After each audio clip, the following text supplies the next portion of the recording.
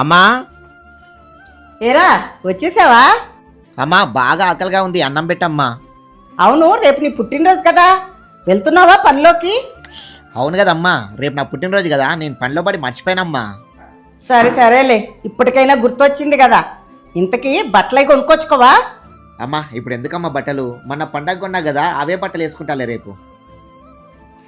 పుట్టినరోజు అనేది సంవత్సరానికి ఒక్కసారే వస్తుందిరా, దానిలో ఎందుకురా నీ పిసినార్తనం చూపిస్తావు?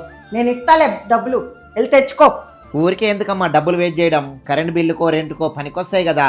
సరే అమ్మా, బాగా ఆకలి అవుతుంది, అన్నం పెట్టమ్మా. అమ్మా రేపు నా పుట్టినరోజు. అయితే నన్నేం చేయమంటావురా? రేపు నాకు కొత్త బట్టలు ఇంకా చాక్లెట్ ఇప్పిస్తేనే స్కూల్కి పోతా, లేకపోతే పోను. ఏంటి, స్కూల్కి వెళ్ళవా? పళ్ళు రాలుతాయి, మూసుకొని స్కూల్కి వెళ్ళు.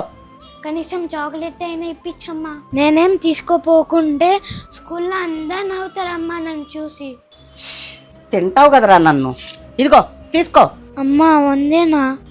ఈ 100కి ఏమొస్తాయమ్మా, నాకు ఇంకోటి 100. అబ్బా, నీతో సస్తున్నాను కదరా, ఇదిగో తీసుకో. థ్యాంక్స్ అమ్మా.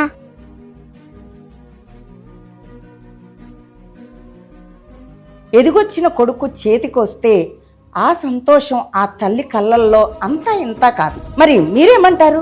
కామెంట్ చేయండి.